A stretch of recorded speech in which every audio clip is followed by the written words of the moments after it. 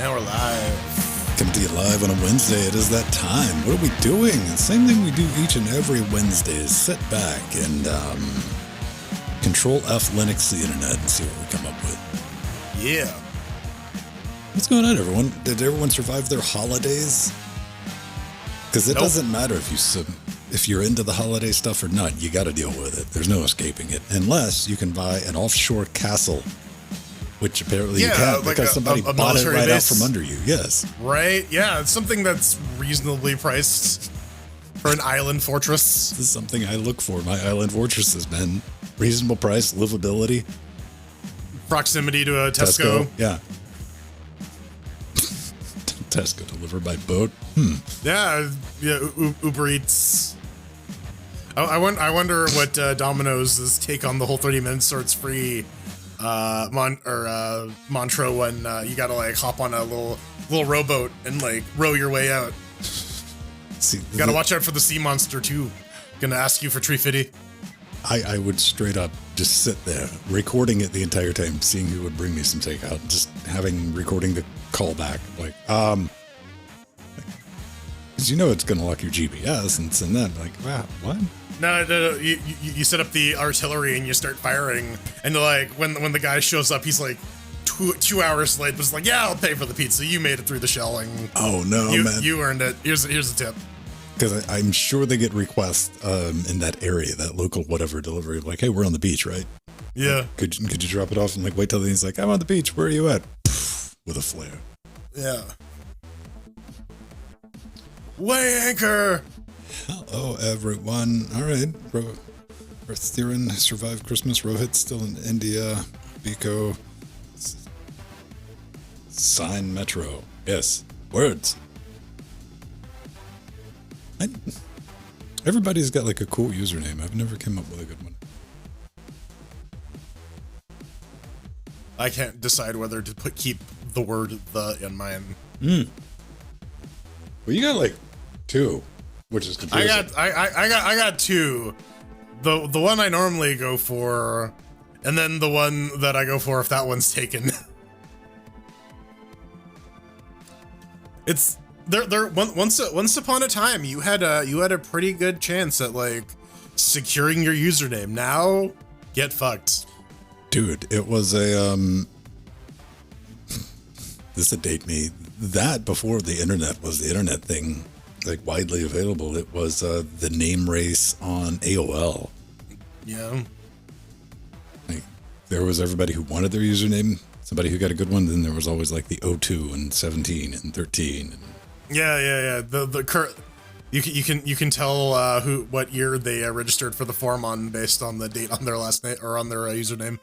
That was always a weird one. That was before privacy really became a thing, and you still see people carrying on the tradition username followed by birth date. I'm like, yeah, not a good idea. But I mean, these days, birthday's like one of the easier things you can find. You just gotta like know someone who knows the person on Facebook, and you'll get a pop-up saying like, today is such and such's birthday. Some people really genuinely enter their correct birthdays on social media sites too, which is some people use real answers on those security questions. Yeah, good luck. Hello, Scott. Hi, Scott. I saw Scott. Might have been yesterday or the day before. No, it was yesterday because I was here playing with I saw Scott was in the tank game.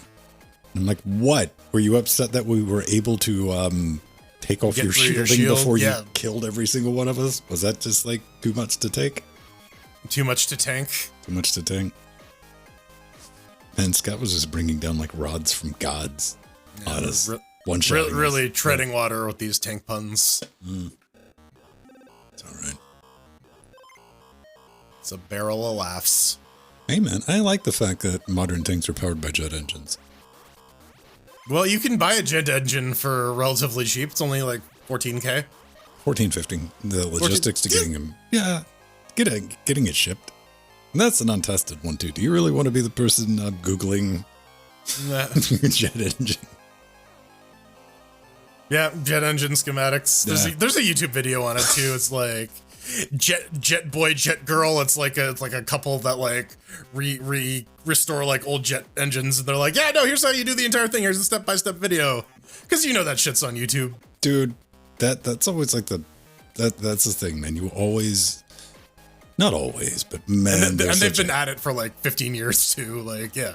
My new thing on YouTube is watching this guy who goes out and buys like abandoned motorhomes, like big ones, and tries to drive them back to restore them at his shop. That's pretty interesting. At least I find it interesting. So what are we talking about today? We're going to talk about a big one for the GPL license, new version of Audacity, the Lost Linus tapes. That is a fantastic thing to listen to after you've cleaned the audio up. And a 24-year-old Linus. He was nervous too, man. Public speaking, nobody likes it. Nobody. Helicopter and jet engine tech. All right, well, turbine tech. All right. Turbine engines are fascinating. Tracks are loaded, so... Where's that clock? The clacky? Yeah. Clacks? I know it's in this somewhere. I probably labeled it something like clock, so I can't find it. Is that it? That's an old one, I think. That is the old one, isn't it? Yeah. Maybe? Is it image? No? Remission, alert box, 4-way, sub box. Oh. Military things that fly. Well, it's Canadian, man. I mean, like, did the Canadian Army like still have a pretty strong like trebuchet game back in the 70s, or?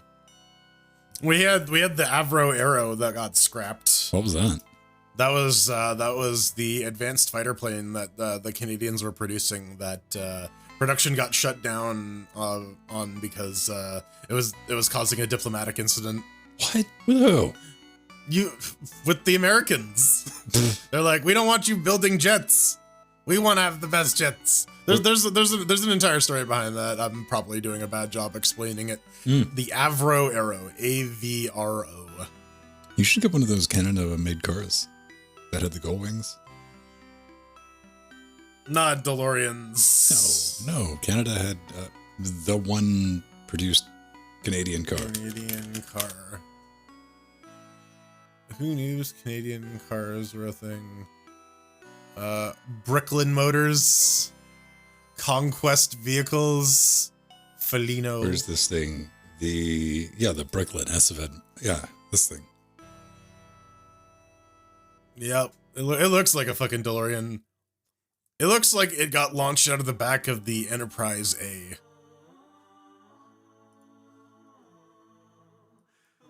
Yeah. I mean, it's not horrible looking, right? It looks like something Steve would make. Right. I mean, it looks like something that would come from Hot Wheels. Yes. Yeah, exactly. It looks like something Steve would make. How much is 5.9 liter V8? Well, that's a 70s V8, so that could be like New Brunswick. Okay. East Coast.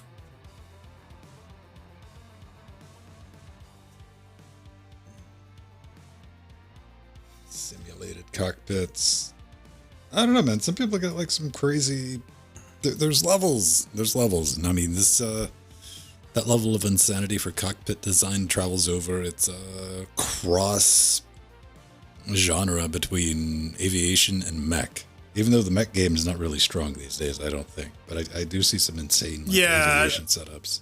I think VR will if anything's going to breathe new life into the mech genre, I think VR is going to do it because you can do like the exotic setups. That's a use case we didn't even think about on Saturday. Yeah. But absolutely, yeah, because then you get like the whole cockpit view and yeah. But you're going to get some blowback. And I'm very similar to people who are in the audio world who insist on having outboard gear. Because At this point, with like audio, you can't really make a solid argument of saying that modern digital plugins can mimic anything that you want it to. Now the argument shifted to, but I want buttons. I want knobs and stuff to flip. I think that'll be the same thing with VR. Yep. You know what? There is dealing with like touchscreens all the time. I definitely miss physical buttons. Being able to push a thing and have a thing happen. Mm-hmm. That it's a satisfying feeling. It's like there's definitely something to that paradigm that works and appeals to people. Buttons, I mean, they have their place for like certain things, man. If I want to adjust something, I get. Then again, like adjusting like something with like a knob versus a mouse, right? For like fine grained thing, it's always going to be easier with the knob, right? Like it's always going to be quicker too, because the knob never gets hidden behind a window.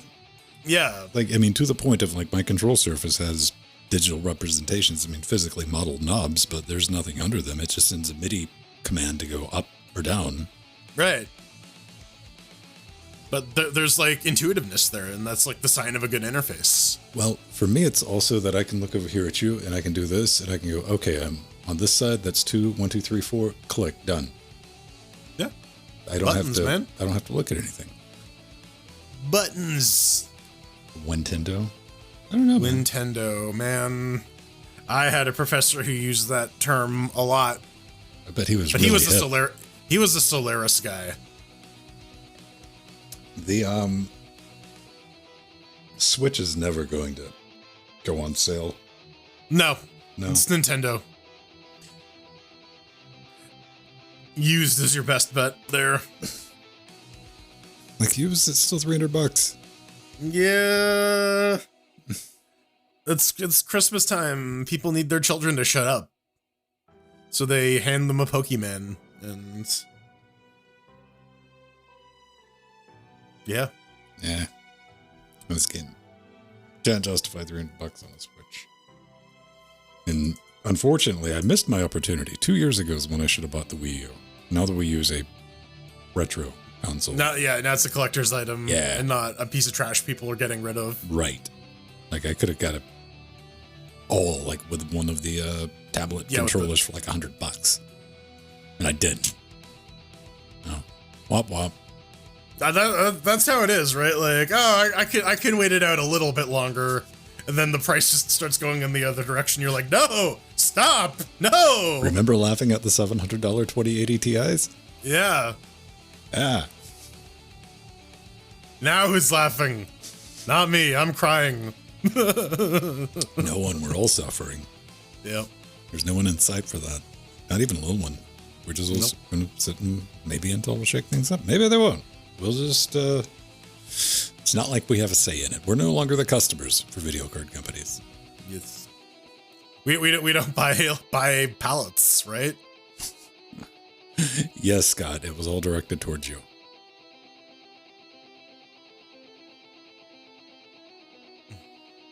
Had I bought us a Lego, this is when I paid both of them. Yeah, it's fair. It's a fair point. You could have gotten a free video card if you were a little patient.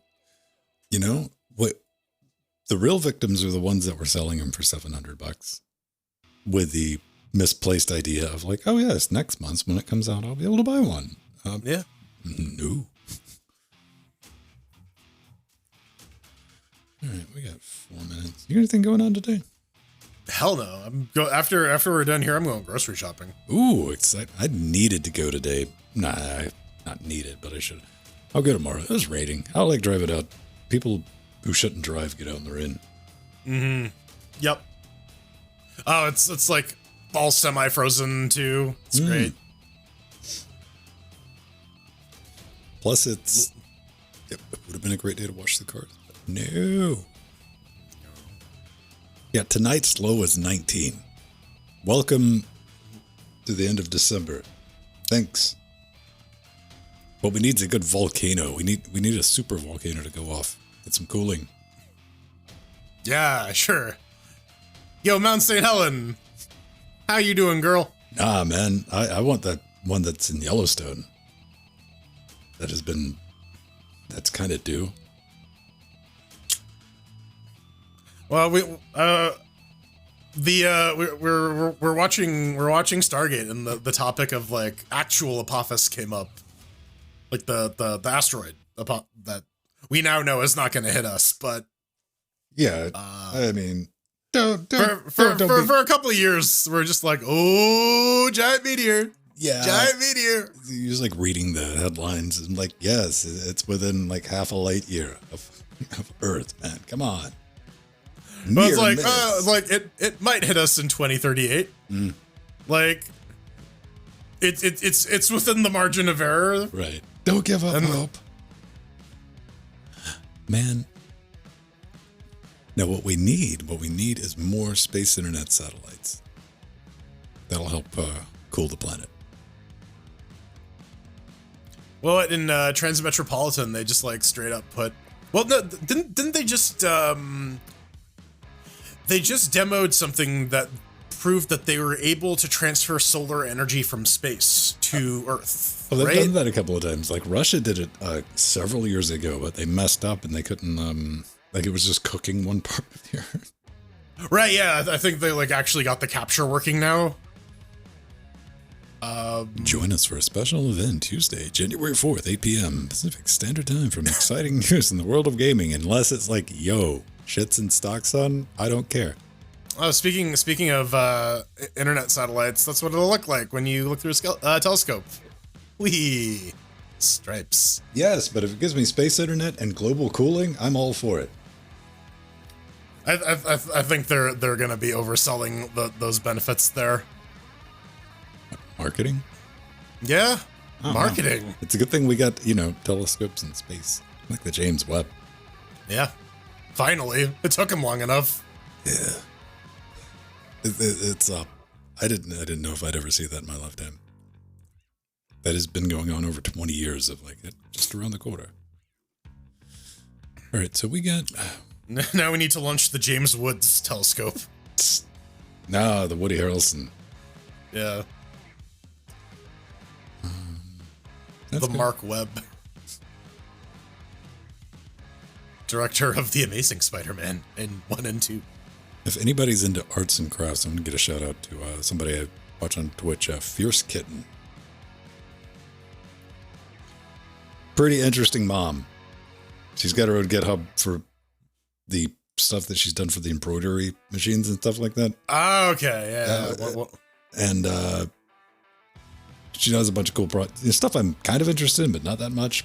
But I was listening to that this morning. She's like, yo, I got an airbrush, so we're going to fuck around and find out. Like, that's just, I just like that spirit of, let's break something. LON30 series? Oh, you mean the 1660? The most popular card on Amazon and Newegg for 2021? Because that's the only one that has remotely any stock left. That cost $1,000. Yeah. Yeah. Remember when it was going to cost like $300 at most? 200. Yeah. That was the card you put in your kids. Yeah, that's the box. That's the card for the TV box, right? Like, yeah, that's what it was. Secondary GPU. Man, yeah, like I don't know. Maybe they'll officially announce the 2060 12 gig. The thing that doesn't perform quite as well as the 2060. Or just slightly better than the 2060. Artificially drained stock. You see, this is where Nintendo had an advantage because Nintendo's been artificially limiting supply. Oh, yeah. They got this down. Coven's like, just take a break. Man, I was working at Costco the year the Wii came out. Ooh. Yeah. What did they ship you, like 6? Right, yeah. They were gone real quick. Man. Okay, here's something I've always wondered. I always assume, like, even working at a Costco, like once a shipment of something like that comes in, does that have to go through employees first of like, all right, who wants one? Nope. The department that handles the electronics, but that's it. Nobody else gets dibs unless you're friends with someone there. Okay, so there's some type of system like that in place. Yeah. Like, yo, put me one back so I can get it at the end of the day. Okay. that's the thing. You can't do too much of it, or else you get caught, right? But if you got like cool management? yeah, you got there was one cool manager there. The head manager. When I got fired from that job, they're like, "You clearly don't want a future in this company," and I'm like, "Right? No, I don't. I was working for a year to save up money for university. I don't want to continue to work here longer than I need to."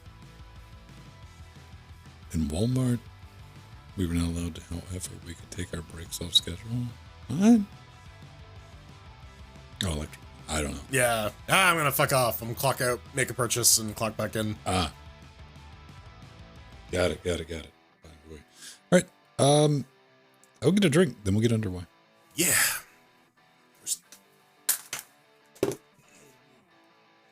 Be right back.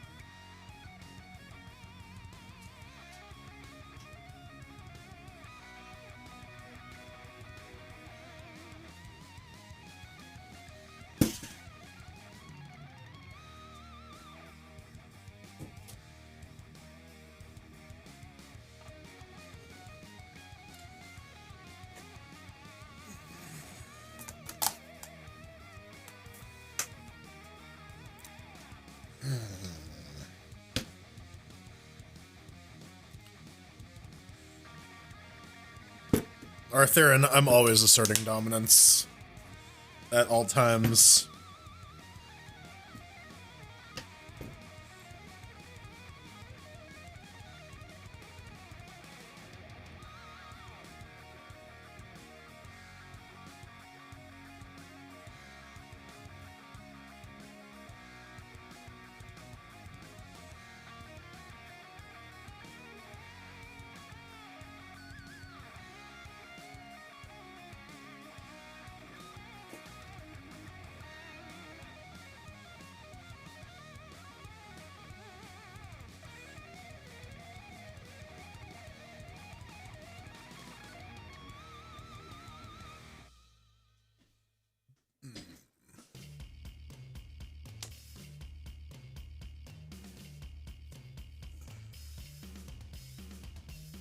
Yes.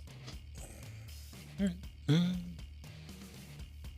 Let's turn that around.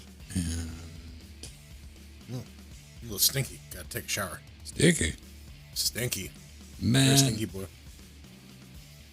I gotta. Ugh. Dude, sometimes I'm like 2 showers a day.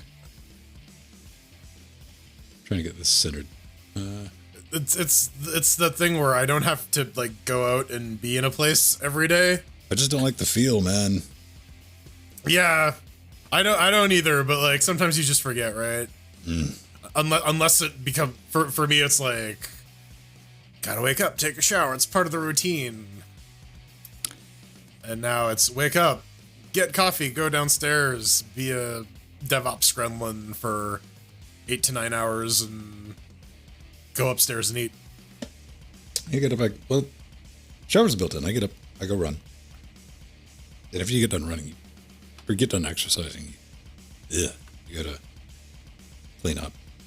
And I usually will get one before I go to sleep, man, because if I try to lay down without,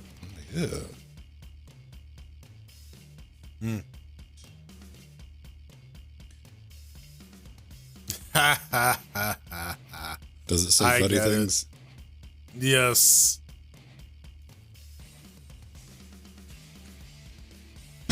All right. Very funny. Yep. Home office is in the basement. Yes. That's what this area I've been in. It's been 9 months already. Wow. It's been yeah, right? Jeez.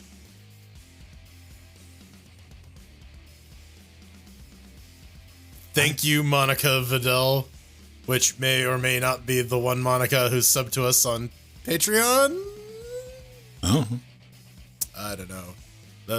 She's usually Mad Hens, though. I don't know. Whomever. 9 months. Like 9 months since you've been in, or 9 months? Well, you moved. Yeah, I moved in Yeah. in March, right? Like beginning of April. It's like end of December now, right? Mm. Oh, where did the time go?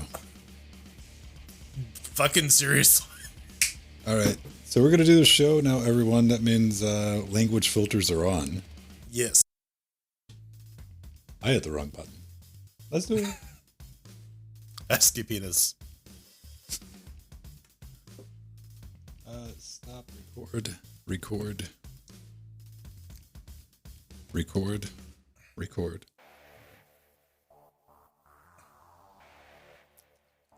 Now we gotta hit stop on that. Let's bring this down and let's get it loaded up for Exodus music. All right. 307 and 3. Hey, welcome back to Linux Weekly, Daily Wednesday, where we sit back, relax, take that midweek break, talk about some of the fun things we found going on in the world of Linux, open source, anything else that catches our eye. I'm Ven, and that's not Jill. Or is it? Oh, maybe it is. I don't know. You'll never know. I don't know. This will be Completely quite the mystery. indistinguishable from Jill. If it wasn't for the background, man. Yeah. Right. 100%. Not enough glowing pink. I was going to say. The walls are pink. They're not like bright enough pink. 2, possibly 3 RGB lights back there and be like, oh, it's like staring. No. So, yeah, man. Have you been up to anything since, in the 2 days since we've spoken? No, I have not. Oh, no. I was going to go in like 2+ years since you were last on. It hasn't been that long. Has it? I don't know. I don't. There was one in the summer I was on, I think. Okay, I'll take your word for it. Yeah, it's been a thing. Changed jobs. I guess it's a little awkward saying this because if you go watch the other podcast that I'm on this channel, you have 9 months of updates. This is true, but 100% somebody's like, what? Other podcast? Huh? Yeah, who is this person? Where did they come from? So this is Jordan. This is my co-host. These guys started all this with, and we've been doing Linux Gamecast Weekly for about 10 years. Yeah. And we started in his parents' basement. Yes. Now he's in his own basement.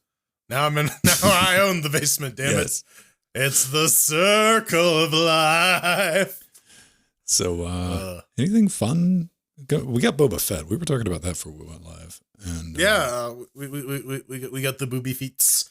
I don't know. I had some opinions about Wheel of Time, but that was kind of it. I went and read all the synopsises for all the books because I could not be bothered to go and actually read the books now. I'm on book 9.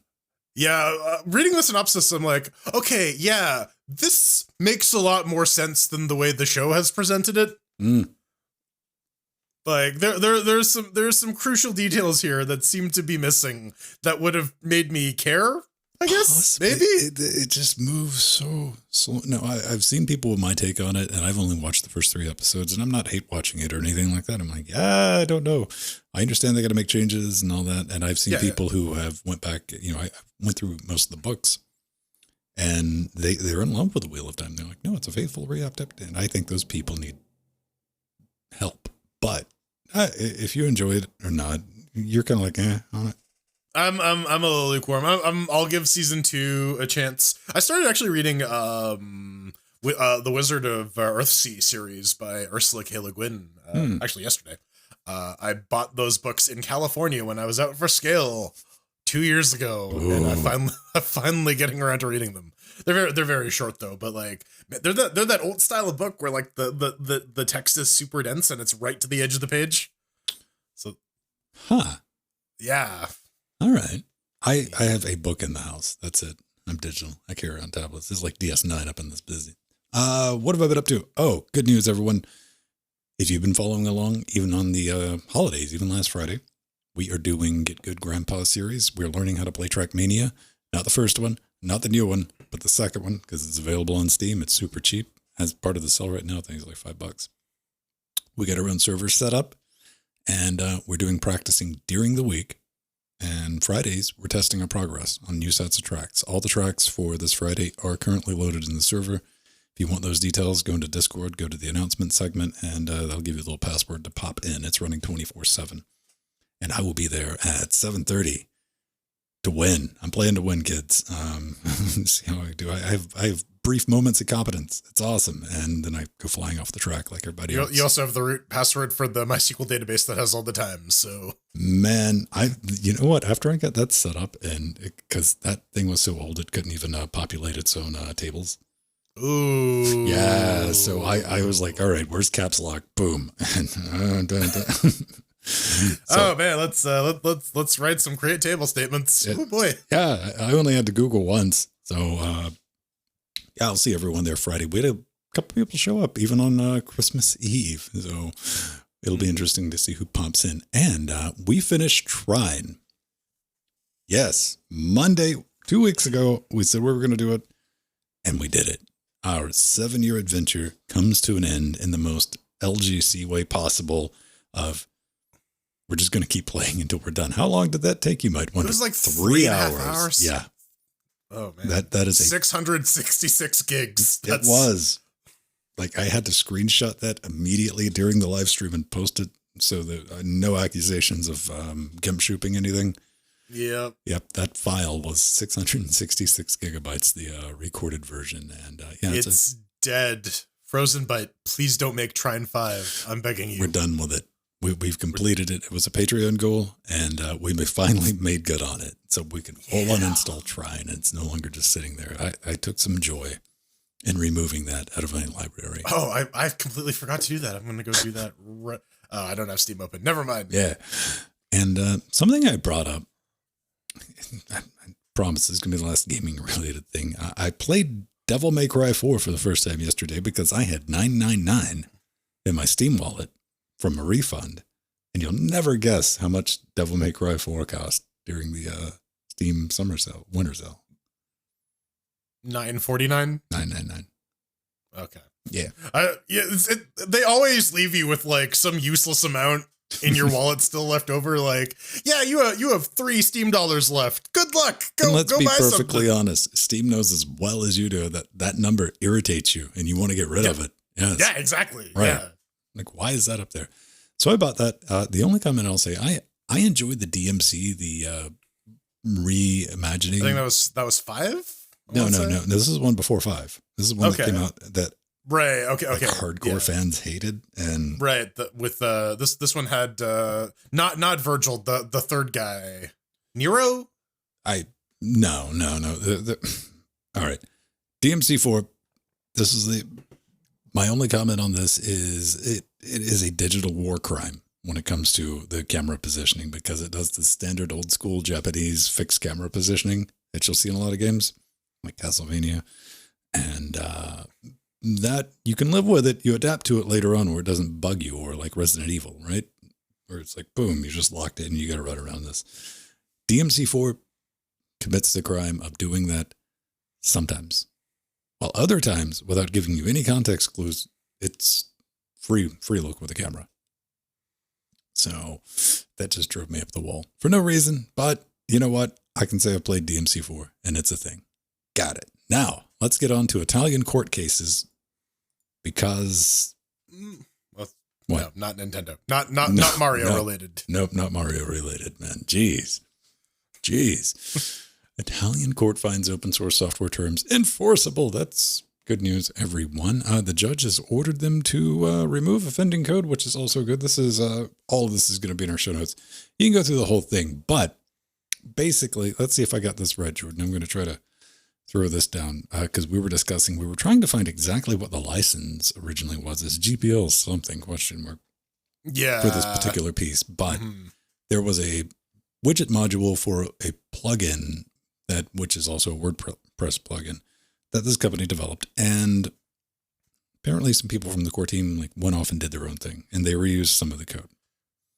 And this company came back and they sent the, a friendly termination notice, which is in the GPL, like, hey, stop using this. Or if you're going to continue using it, you need to provide what changes you've done, made that available. And they went, nah. So, the judge ordered that, hey, GPL is enforceable, man. They set a fine for it at the expense of the infringer. So they got to pay for the €100 for each day in the delay of not complying. And complying, which means they have to list the changes, make everything available.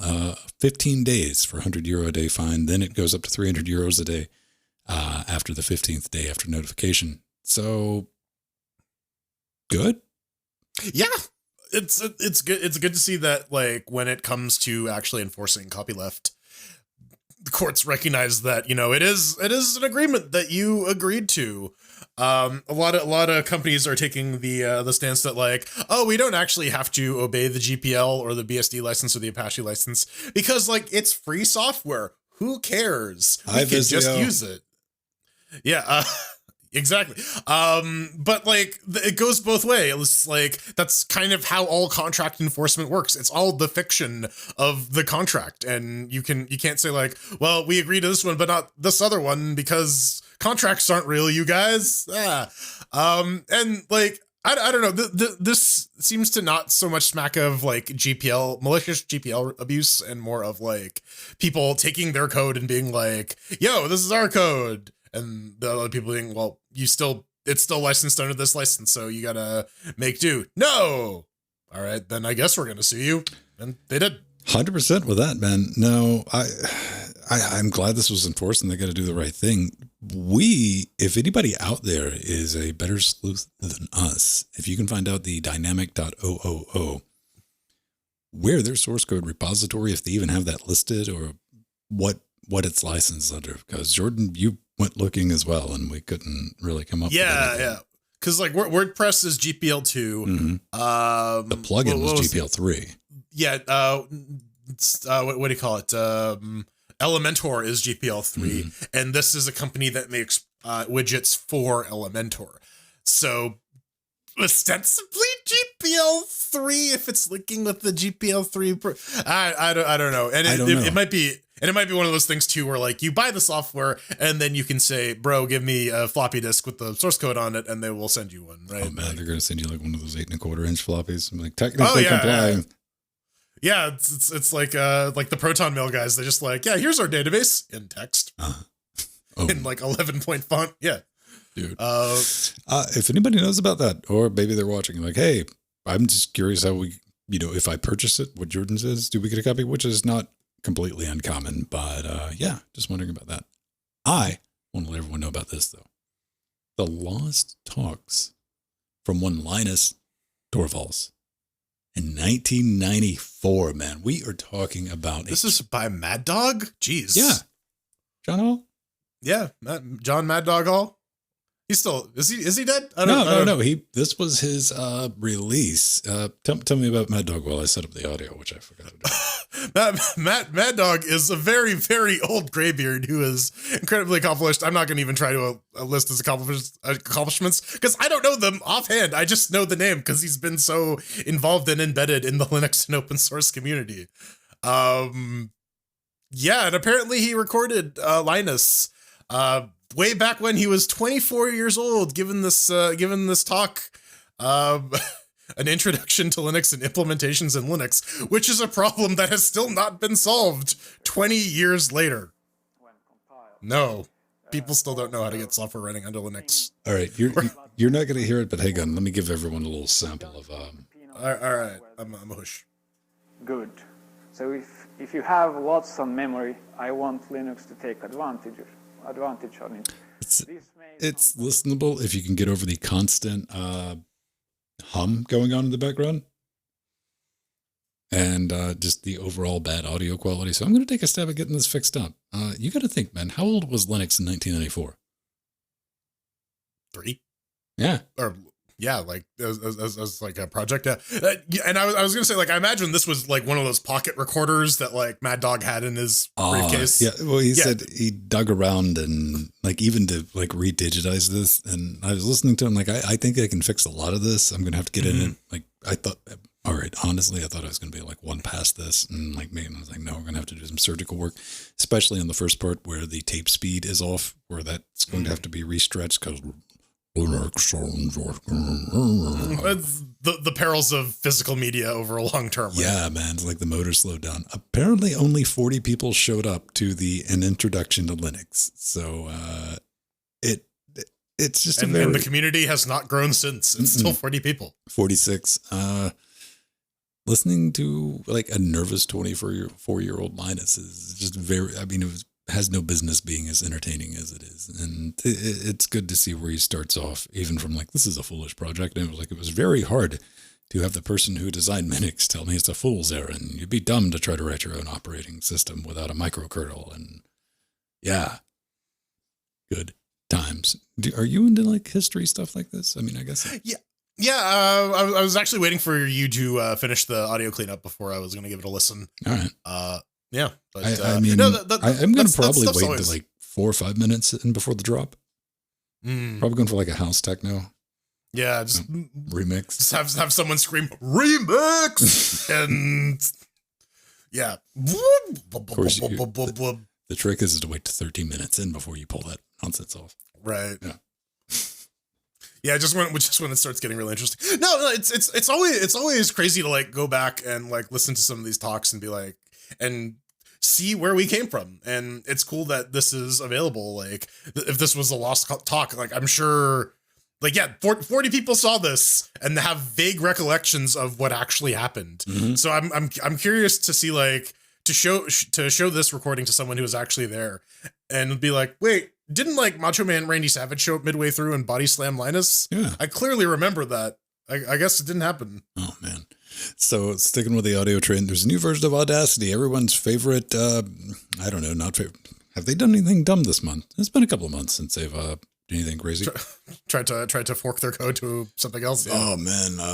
Keep an eye out for that. But it's a patch release. A couple of things in this. The big one that I want to bring out is they finally got the app image set up on Debian to where it can find FFmpeg, which is kind of important for basically every single thing I do. A couple other things in here. They've added shortcuts for looping. Well, they've updated them, and it's Control L, Shift L, sorry. And Shift Alt L, which makes so much sense. And some things are a little bit faster. Maybe. A little bit. Supposedly, load times for projects are about 50 times faster. That's always nice. They did fix one bug, 2103, which seems kind of critical. Let me fixed looping playing sometimes the wrong audio. That seems kind of critical, right? Possibly. If you're gonna loop an audio and it doesn't loop the correct audio. I don't know, man. I mean, it could lead to more creative. Maybe albums have been designed around that. Yeah. No. Accident.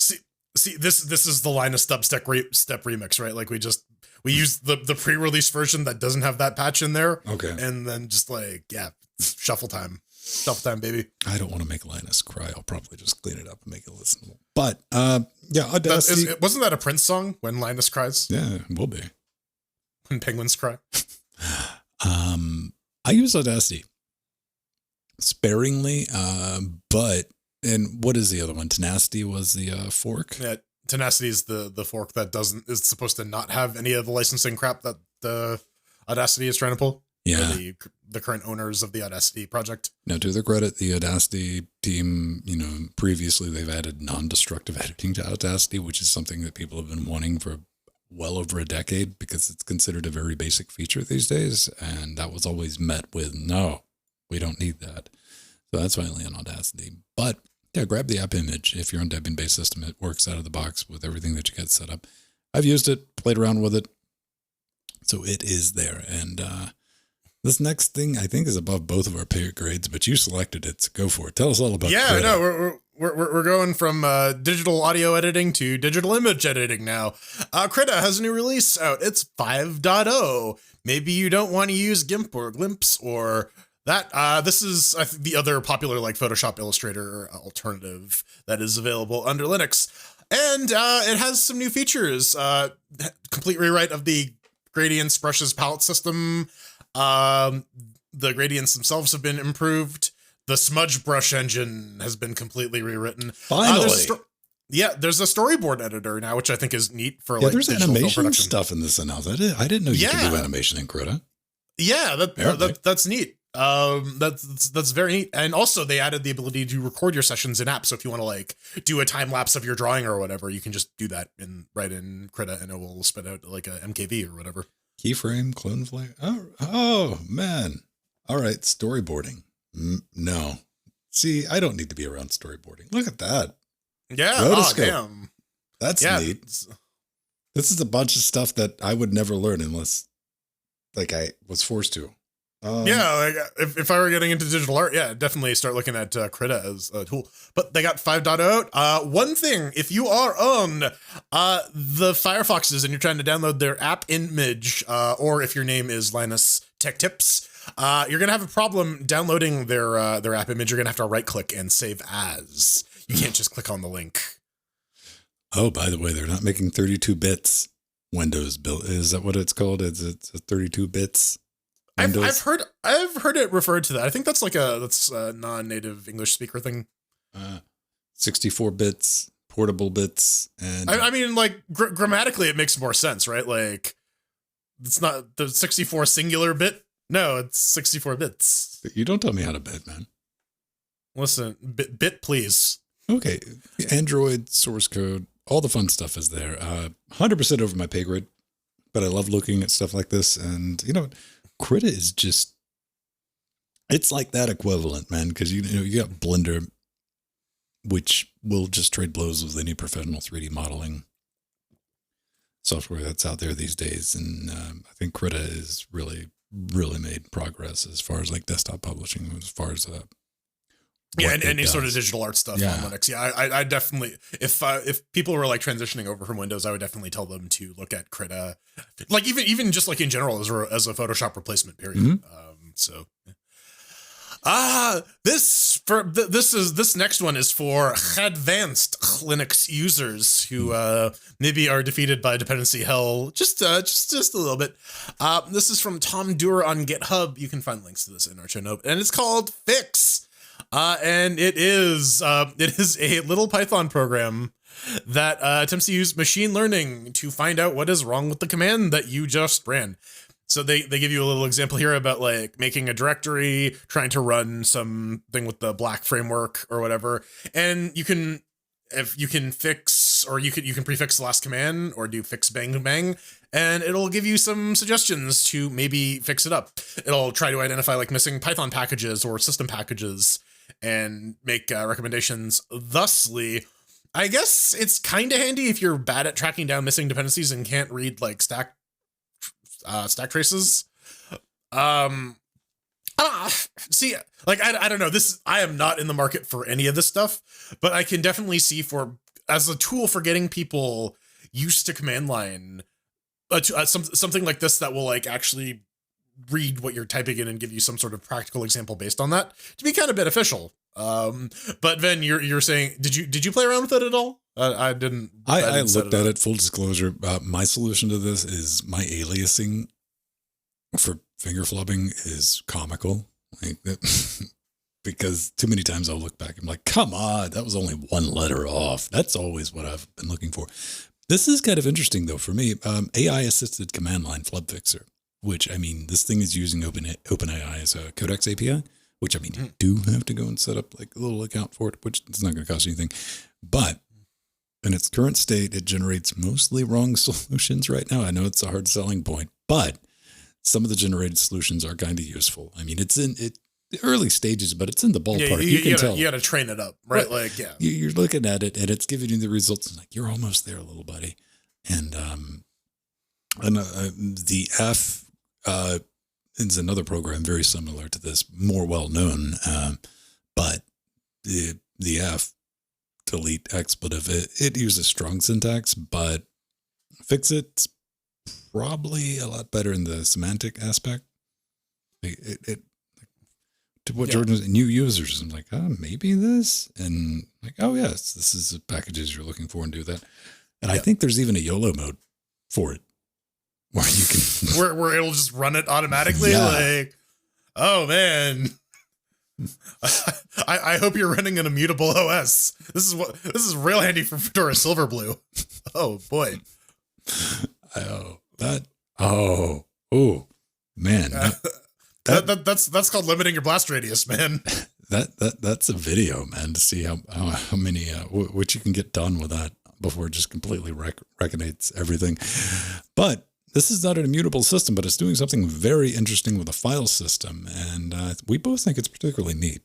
Yeah, you may have looked at the Linux file tree and gone like, well, what the heck is this opt or bin or var or local or boot or what the Unix file system has some idiosyncrasies, and they're there for a reason. Once upon a time, your operating system came on tapes, storage was at a premium, and you needed to partition stuff out. Sometimes software would come from different sources, and you needed to make sure that things wouldn't interfere with each other. So that's why you have bin, sbin, opt, user local bin, etc., etc.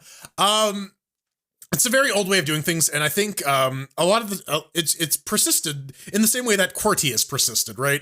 People are used to it, and so there's no reason to change. But Gabo Linux has taken a different approach. Instead, everything is under programs and is versioned accordingly. So you'd have like programs/version/Firefox/version or program/version/NVIDIA drivers. Right here on the screen. and you could it allows you to have multiple versions. Like concurrently, and you need to do a lot of work with like LD library paths and setting up the environment. But absolutely, Linux does not care where you stick your files as long as you tell it where it needs to look for like your core libraries and stuff. It absolutely works, and I think stuff like that is good to sort of challenge the more core notions of what Linux is. Because like file systems kind of don't work for the way people organize files anymore, right? Like more often when you're looking for a specific file, you'll use like a search feature, or you'll use something to like graphically list out the files and then like sort through them via like date or name or something. At least that's how I do it for the most part. I don't really like the file structure metaphor only works up into a point, and you see like Apple's doing it too with their tagged file system. Oh yeah, as well. Yeah, like So stuff like this, trying to innovate in that space is always really, really cool. You know, I was taking a look at this, and you know, installing each package into its own directory and maintaining symlinks, that's cool. Is there a performance hit? Probably shrug emoji. Like if you were trying to find something, right? And you know, this does work. Kind of like the NixOS, FHS user environments. So it's the same thing, but I mean, this Gabo Linux has been around since forever, and I'd never really looked into it, and I finally just went to the about thing. I'm like, yeah, it's kind of a neat idea. I like it's kind of like flat packs. Yeah, a little bit with like shared resourcing pools. I think flat packs are a little more like robust a solution, because this requires a lot of like environment manipulation, and you need to make sure that when specific programs start up, they're looking in the correct directories and that the correct like symlinks are present. Doing like file system overlays, which is what Flatpak does, I think is a little more graceful a solution. But if you don't want containerization, something like this would absolutely work in a pinch. And again, and I mean, especially with like file system overlays, we can kind of just do anything we want at this point. We don't have to worry about things being in perfect order in order for, you know, a system to like recovery disk and stuff like that. Exactly. And a lot of these paradigms, they're really meant for like systems that shipped on tapes. They don't really have the same level of utility anymore. Like Fedora merged user lib and bin and user bin all together into one folder, like back in Fedora 30, I want to say, and they just have like a symlink to /bin and /lib and /lib64 that just points to the same thing. And to simplify it, right? What do you think? Okay, what are your thoughts on like the systemd.home thing? Like just like systemd handling the home dirs. For there's definitely a pro to it in terms of like having like actual like robust management for like transient home directories. Because it like traditionally, if you set it up with something like NFS and like using LDAP to mount like home directories for like per user basis, like that does not work super well. But also like, you know, having just a location on the file system where the SSH keys are. Here's all I want. But I don't know. It's complicated because you could always architect the system to not run into this issue. Okay. I don't have 15 minutes worth of soundbite for it, right? Here's my example for it though. There's something to this day that still bugs me. We do a gaming show on Saturday.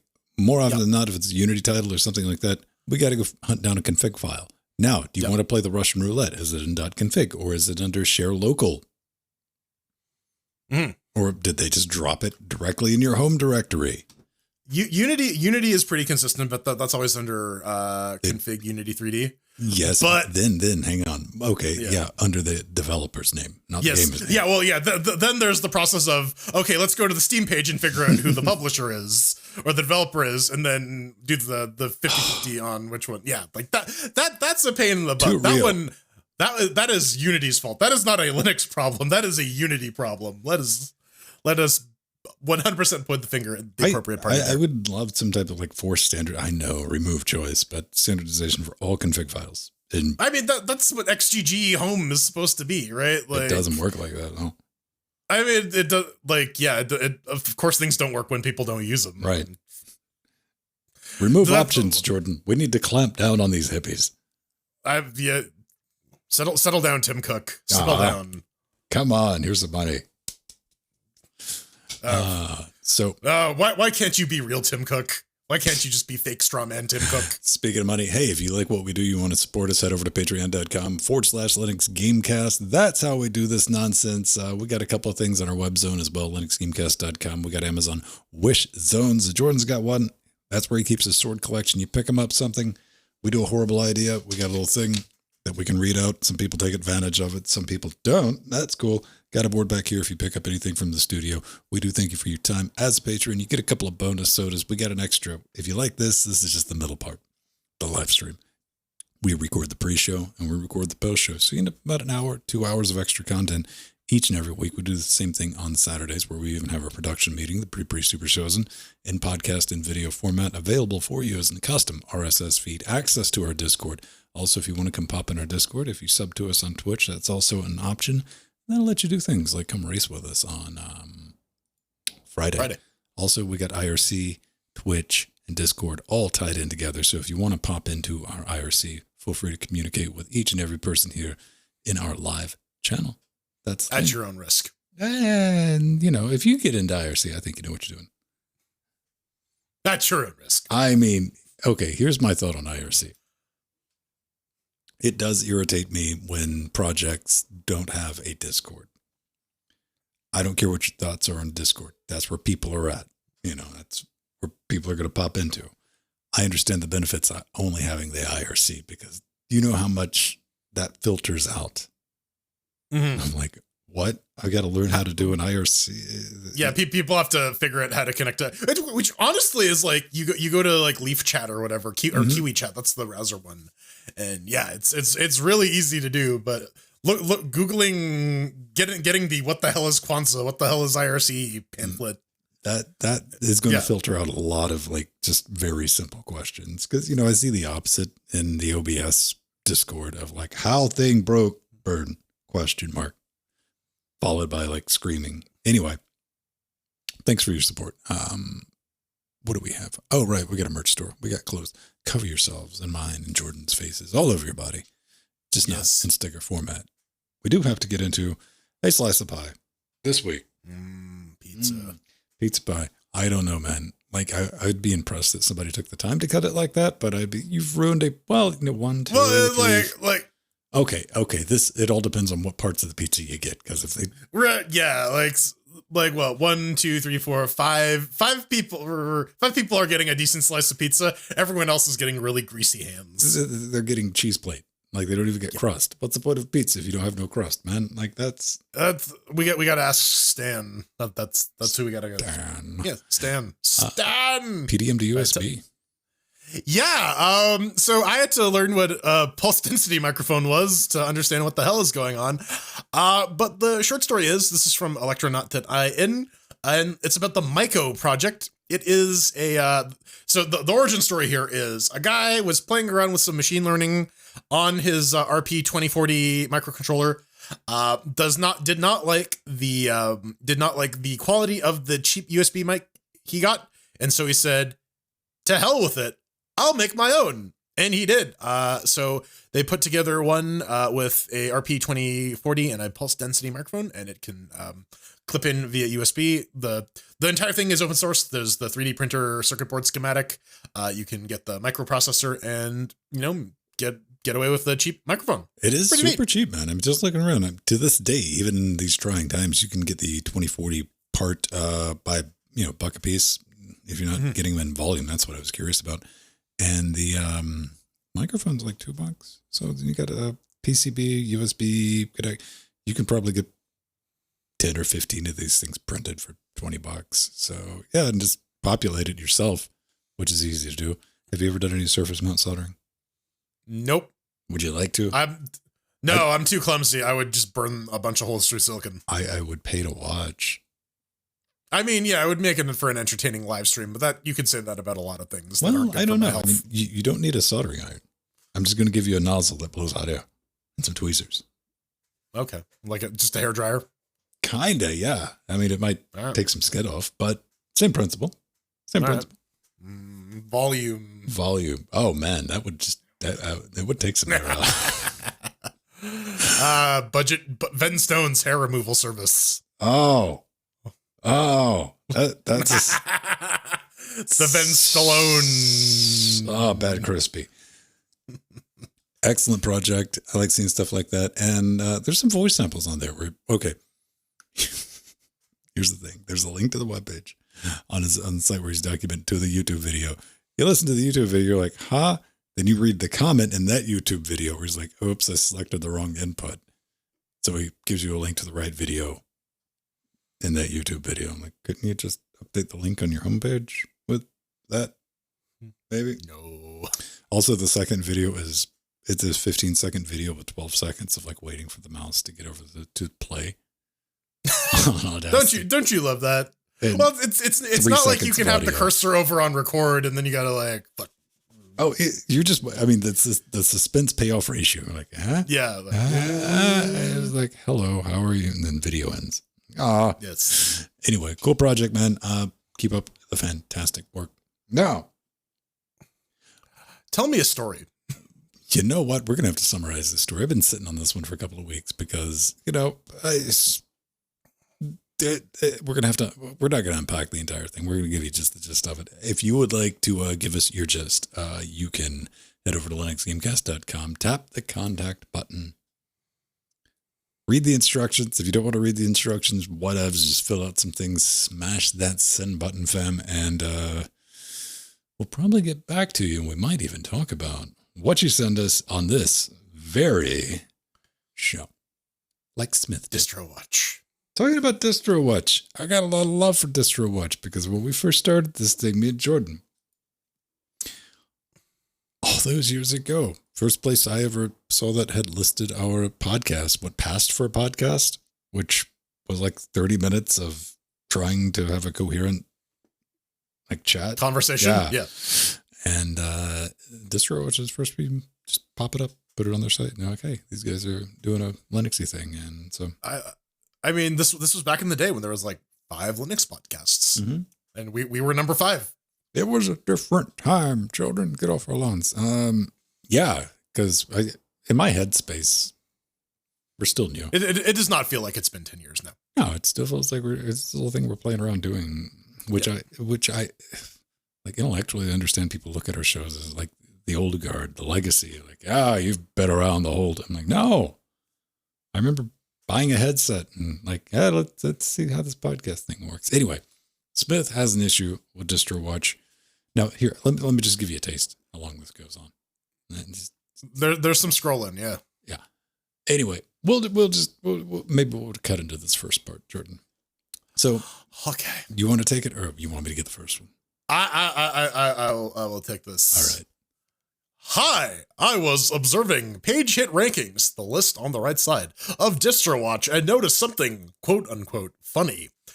The final proof that either really some distros, like I'm gonna pretend he sounds like that. Sweet. That either some distros pay quote unquote DistroWatch to put them on top, or there's some secret sauce, and some people know how to screw with it.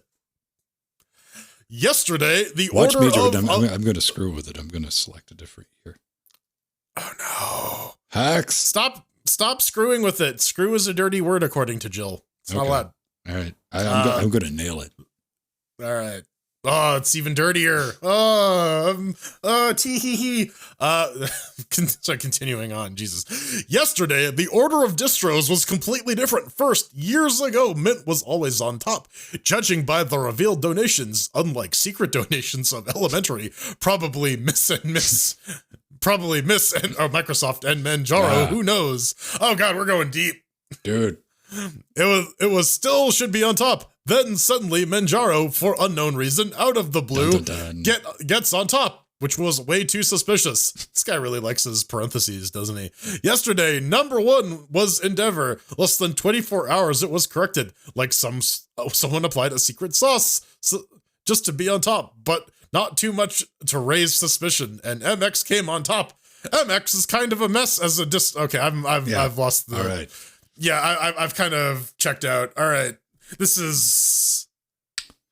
does this guy have some bodies hidden? Do we need to do we need to call the police? Is this like actually a secret manifesto of like... Okay. All right. Seriously. This is just this is just blatant, no apologies entertainment for everyone at home, because I mean, this starts off on anyone under the age of 30 has no idea what DistroWatch is.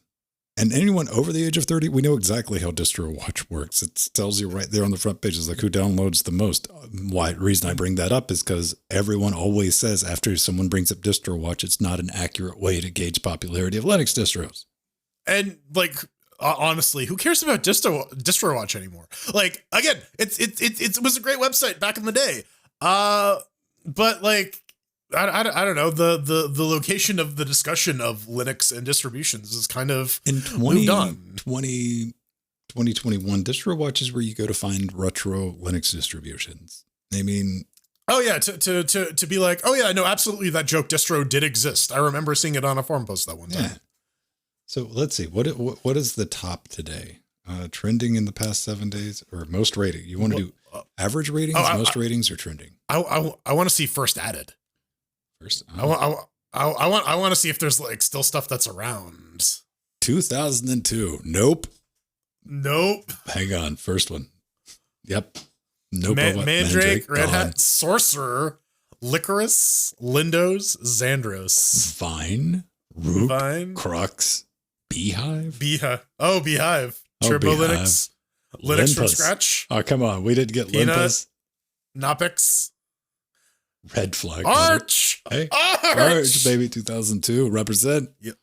Still beating out Yellow Dog, baby. Go to Hell Power PC. What Oaks, Kazakhs, K12 X-Team. LT, WoW, Blue. I don't even know any of these at this point, man. R.I.P. Laser 5. Laser 5. No, well, I mean now we're on like Laser 16. Clearly. Right. Everything was rubbish after Laser 6. Jammed. Right. I like Jammed. That. Linuxin. Oh man, I got back from the doctor. I got a terminal case of Linuxin. Winby, Atomic, Chinese 2000. Dead Place, Arc. UOS, TFM. Last update, 2019. Still around. Oh, it's been discontinued in 2019. Aw, we were so close. Okay. All right. So, I mean, all right. That was an adventure. Yeah. This is why I was having a good time reading through this email. There'll be a link if you want to go through the whole manifesto, is because people use DistroWatch for what we were just doing. Yeah. Yeah. That's the purpose. Funny haha times. Yeah, no one shows up there for hard-hitting rankings, numerics. So whatever the ranking thing is over on the side, like might as well be RNG. I'm sure it works on something better than RNG, but even if it does, I'm sure we could do like a weekly lottery and get like busted by the SEC. Right. do it over under on top Linux downloads of the week. So yeah, if you got some better like in-depth conspiracy theories relating to DistroWatch or anything else, send them our way. We'd love to read through. It'll be fun. I still don't think this one beats the having a proprietary blob on your computer that only Linus Torvalds has access to. That one was top tier. I was disappointed. I posted that on Twitter, and you nutters follow me on Twitter, like, because I posted like, that's funny. Somebody probably made it up. You kids got to researching, and like later a link shown, like, here it is. Like, oh no. And it wasn't said in jest. That's terrifying. Yeah. Just like this show. Hey, we got to bounce out of here. Thanks for showing up. Thanks again to one Jordan Sfang. You can check him out on his very own Twitch channel when he's not here doing crazy stuff. Like on Thursdays, you're still playing the Cybertrucks. Yeah, I'm gonna keep on with it. Have you tried? Have you tried FSR? No, I keep forgetting to do it. I'll remind you. But maybe I will remember. I'll remind you Saturday. All right. Fuzzer. And Buzz it. twitch.tv/The Burning Fool. Yes. Which is just Burning Fool. See, that's easy to remember. I gotcha. Or on Twitter at The Burning Fool. Burning Fool. Or you can find him in Discord as Frojo, yeah. Good luck. Or as Mastodon at Gary. No, it's not. I mean, you could ask at Gary questions. I'm sure at Gary will answer Gary, them. At Gary. That's gonna be a thing. We'll see you next week, everyone. Hopefully everything will be recovered, and we'll have the holiday New Year. It'll be that's could be the 2022. We'll see you in 2022. Inaugural 2022 LWDW.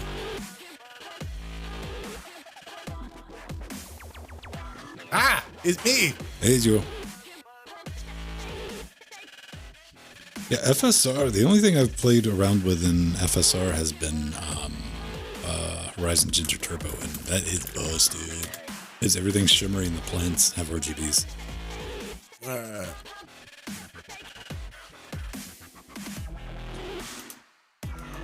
That's right, all of our gorgeous people in the credits, because we put you in the credits, because I know what it's like. Hey, look, there's the name on the internet thing. I know those feels. I wanted to share. I'm credits. I am credits. I am credits. All right. Wait. I am credits. So that's going to be Will Smith, starring Will Smith, directed by M. Night. The dog. Dog. Yeah, the dog from the movie. I was not attached to that dog enough. I was like, well, we're down a dog. We'll see you next week. All right. Bye-bye.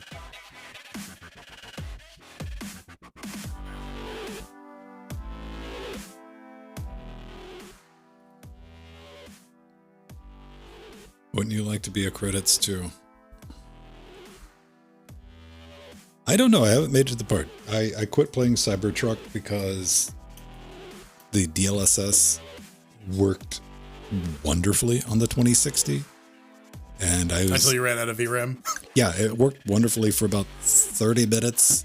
It depends on what scene area you get into, where it's just like, hey, I'm going to run between like 72 and 74 FPS, 1080p. Like medium-ish. But yeah, it chokes on the VRAM thing, then it starts jerking around at like 14 to like 20. There's no way to prevent that. So I'm just not gonna play it until I get some more. I need to download more. Did you see the guy who mapped Google Drive to his swap? I thought you were gonna say map Google Drive to his like video card. I'm like, all right, you know what? Credit. Like, it'll be slow, but like technically works. It still works. Can you get I mean, yeah, it's Linux, man. Yeah, you can map Google Drive to the swap.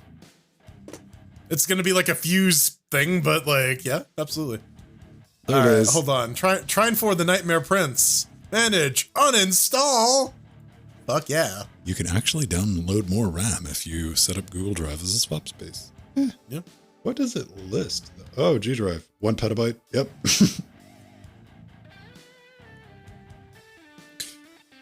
All right, properties, launch options. Wine full screen FSR, wine full screen FSR strength and command. Are you running it under Steam or Lupus? Steam. Oh. Foxy bought me box it for me. Yeah, Foddy box it for me. There we go. Foxy bought it for me. Historians, so have fun with that. Yeah. Good luck, Google subtitling. Box it for me. Foxy bought it for me and Steven with a good. I've got to bring Steve into this. Yeah, God man. damn it. Wow, man. No more of that. Oh, is the other game on sale today? I forgot to check. Oh, Dark Alliance? No, I have it on my wish list too, so I get the okay. notifications when it goes on sale for like $3 off. Oh, no, see, no. If that thing hits 20%, you're getting it before you get to think about it. This is like, Damn it. All right. I'm just going to buy that. Yeah, but yeah, all the sales is like, here's it, 4% off. Get wrecked. No, two games paid a lot or promised a lot for that Drizzle license from Wizards of the Coast, and they're on the hook for that money. And they're just straight up like dropping it at full price. When you read the updates and we're like, we're significantly ripping out and overhauling things. For this. Like, yeah. Why don't you? What's this? And like, oh my, they promoted the ever loving shit out of that too. Yeah, they did. You would think that they would have. I had faith because I remember we were talking about it in the pre-show before it released, and we were talking on that during the pre-show where I'd watched a little video where they were interviewing some of the development team. Yeah. And they had the game on display on a monitor in the back, and I was like, looking at them. I was like, you guys are clearly showing that off to. It's like, that looks bad. It looks very stiff. And Jordan said, well, it just hadn't been released. And this is like a month out from release. Yeah. And maybe it was an old video. No, that's pretty much what they delivered with. Yeah. At some point, I look forward to the documentary for the making of this in like the 20 years, because at some point somebody greenlit this. No, it's going to be like that Sword Coast Legends. And they're probably gonna. I don't know. There is a Dungeons and Dragons movie that's supposed to be coming out in 2023. So I bet you there's gonna be some kind of tie-in game for that. Am I gonna get a Drizzle movie? No. Boo. Yeah. No, because people are saying like, yeah, if you want to make a D&D movie, like, yeah, just adapt Drizzle. You will get butts and seats. There's like $300 too, man. I mean, yeah, exactly. Yeah, like you got a lot to pull from. Everybody likes angsty dark elves. Mm-hmm. It's emo teenage elf. Yeah, What's the Dungeons and Dragons? I don't know, but what do you call it? Captain Kirk's gonna be in it. We know that much.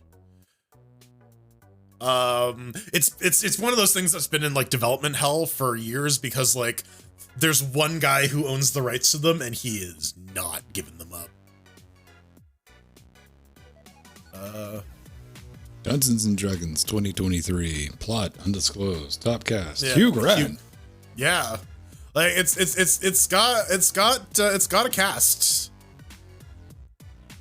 Dan Poole, Nicholas, Adrian Christopher. I don't know how. I know the top two people. Yeah, top three people. Michelle Rodriguez. She's in all the Fast and Furious movies. Oh, okay. That character. That chick. Yeah. Yeah, I've had to simplify. Adrian Christopher. What's he been in? 28 Days Later. The Mummy. No, he was he was Torchwood. Okay. There we go. All right. Private Moriarty. All right. Got it. All right. That makes sense now. Yeah. Like, okay, I've seen him in a Doctor Who. I mean, to be fair, that's a lot of like random bit part actors who show up in movies are like, wait a minute, I know this person. They're like a main character in Doctor Who for 2 seasons. Right. I guess that's all that's worth nowadays. See, all I know about Dungeons and Dragons is the Salvatore Drizzle series. And so what do you think would likely be a plot, though? If it's not going to be that, like Baldur's Gate or something? I don't know. That's the thing. Given that cast, like, it could be fucking anything, right? Okay, here's a real question then. What would it be that would make you the most upset? Oh, the most upset? That would just get you, like, beyond not watching it, but to hate watch it. Just so you could point out every single thing why this was a bad idea from the beginning to end. Oh, man. I think, like, at that point, it would just have to be, like, genuinely unenjoyable. What fond memories could it light on fire? Right. Like, I maintain, and I'm not alone in this opinion. Okay.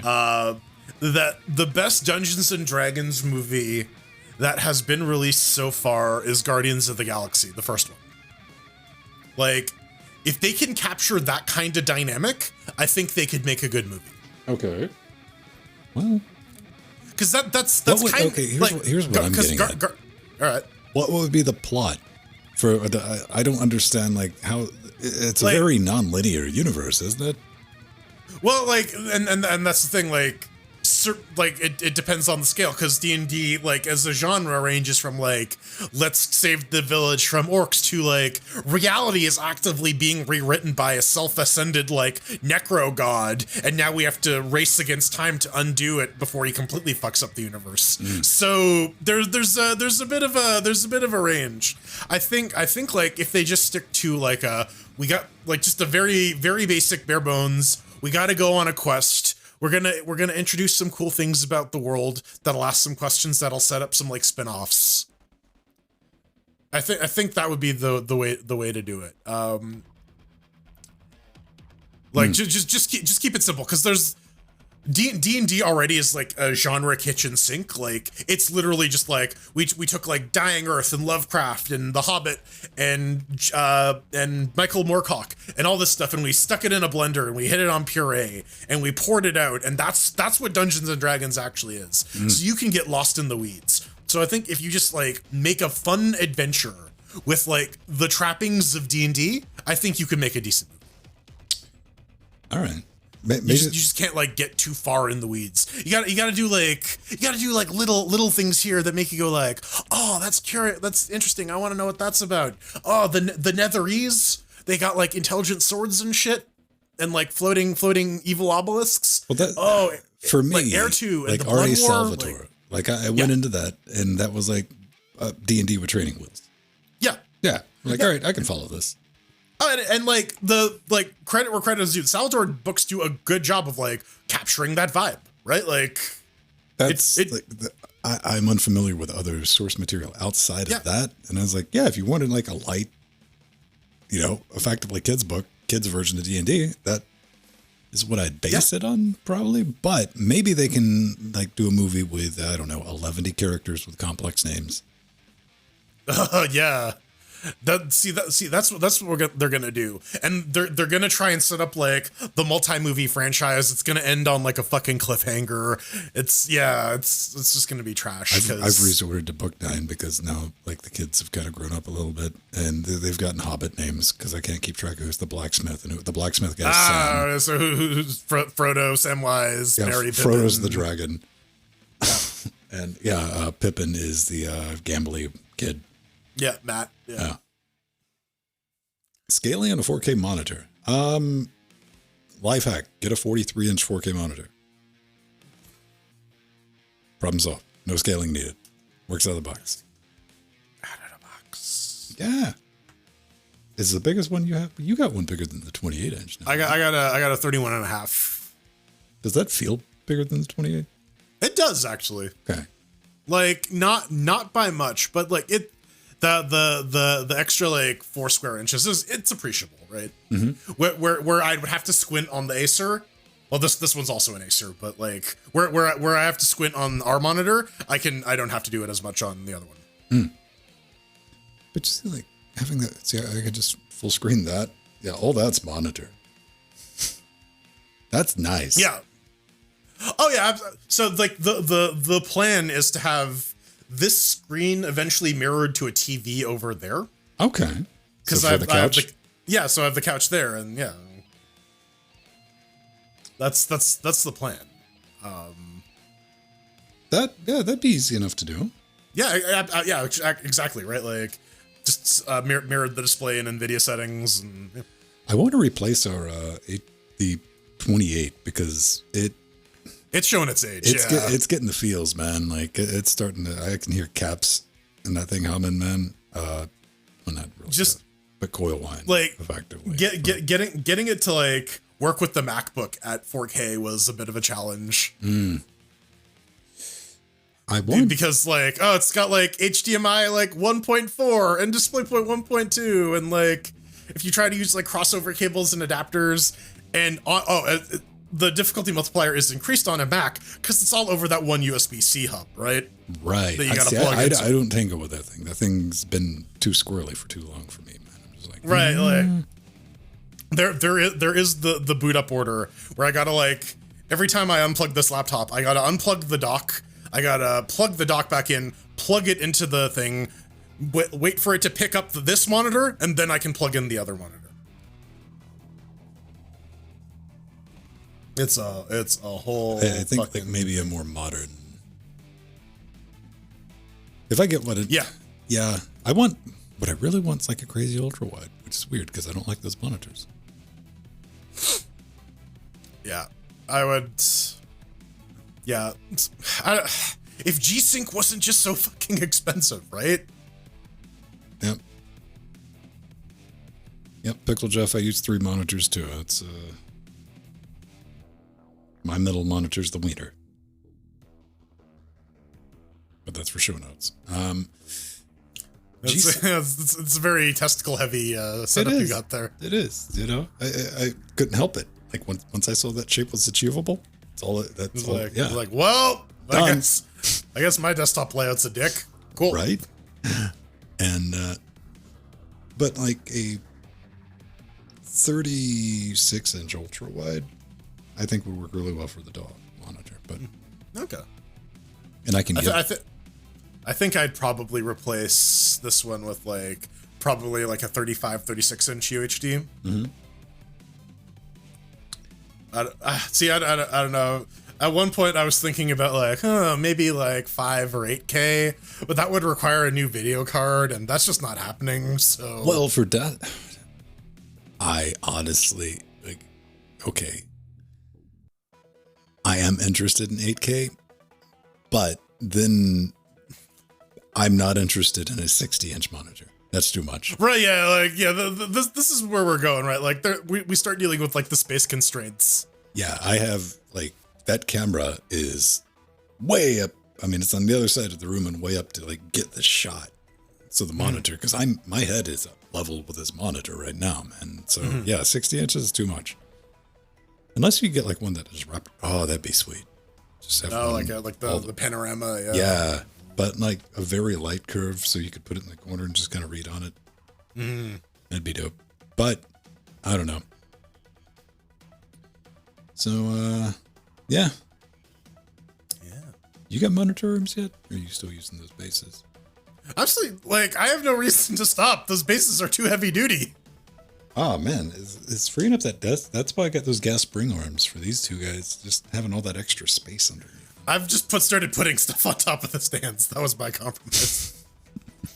It's not like I gotta worry about like knocking them and thing going flying. Those stands are heavier than the monitors. That's true. I mean, I have a spare Acer monitor stand if you ever need one. Right? Yeah. It's a pretty big jump. VR monitors. If when the apocalypse comes and I need to defend myself, I will send for that monitor. You can dual wield. Yeah. Yeah. A fucking icing death and twinkle over here, man. Talking about Drizzt. If VR monitors are a billion. I mean, the technology's got a long way to go. Like, we got to get higher res, lower cost, wireless. I mean, a bunch of things have to take place before that reality. That is where it will end up at some point. A VTuber, no, I don't have any desire to cover my shame You can have my shame in full, non-animated motion tracked. If we got a Pedro VTuber model, would it be a P-tuber? A P2. Yeah, it'd just be a sentient Pinium 2. Just, yeah. It wiggled around. That's all it did. I don't know. I remember when I first started hearing about VTubing and I'm like, what is this? Oh, that's all that is? Huh. All right.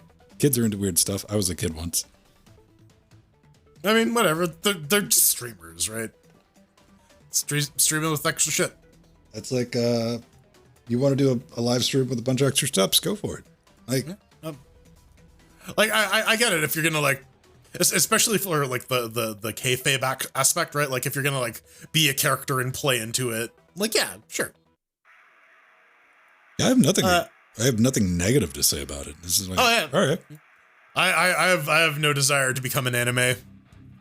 I like being a 3D girl. Thank you very much. 4D. Well, I've seen like 2D. Well, I was really curious, man, because what's her name? Brooke, from the used to be on the Total Biscuit. Dodger. Yep. Yeah. She was talking because she does streams on like Sundays when she's my background noise on Sundays. Mm-hmm. And she was like, yeah, I got like the animated thing for like some other podcast or whatever she does. And because I made it a point to watch, I was like, oh, okay, I want to see what that looks like. And it was just like a 2-frame animation that like the mouth opened when she was talking and it closed. And I was like, come on. I thought we were getting. Oh, well. Oh, I mean, like once everything has just gone full VR chat, that'll just be the standard. Would you have an avatar that looked anything different than what you look like? See, like here's the thing. I'm big on like not being constrained by my physical body if I have the opportunity to be. So like I would be like this multi-limbed like tentacle dragon or some shit. Cause you know why wouldn't I be? Like I'm already a human right now. Being one is boring. What if it required extra setup versus just your standard bipedal? Depends. If I could get it on in like 5 minutes, I don't think that would be too big of a problem. I'd be a brick. Arthur, I'm already a hentai squid. Yeah. No. Six out of the 11 limbs are PG. The other one's a little dodgy. No, the other, like, they just look censored. That's just what they look like. They look like a mosaic, but like you touch them and they're just like, they're just squares, right? Like. There's my interest in like motion track and real-time pixelization of just having random things that I pick up censored live, like pixelated. Right. Yeah. Little dodger. Literally, the limb is just a dodger. I don't know. Well, Surrogate's the one with Bruce Willis. Movie. This is, yeah, that looks like Bruce Willis with hair. Okay. I must have completely missed this one. Give that a watch. It's entertaining, believe it or not. All right. Yeah. I think I completely missed. This does not look familiar at all. I don't think it ever hit big. I mean, it was exploring how society works when everyone is living through an avatar. Oh, I fucking remember this one. Yes. Yeah. Damn. Yeah, I remember seeing a trailer for it. Okay. Yeah. Where everyone is in like android bodies and there's like a murder, right? And they gotta solve it. I think one of the like wealthy kids got. Yeah. Why are not my flames playing?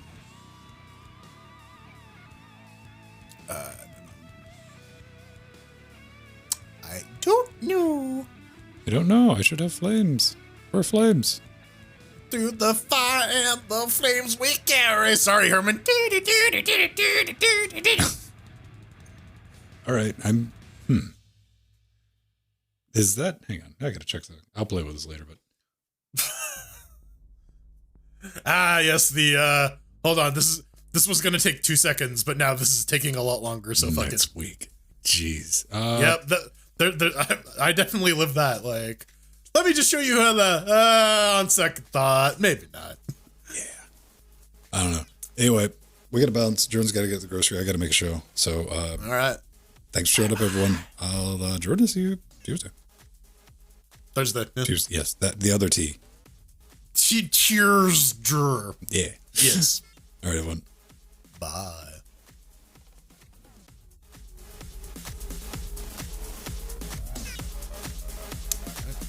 Gotta wait for the drop. Did it drop?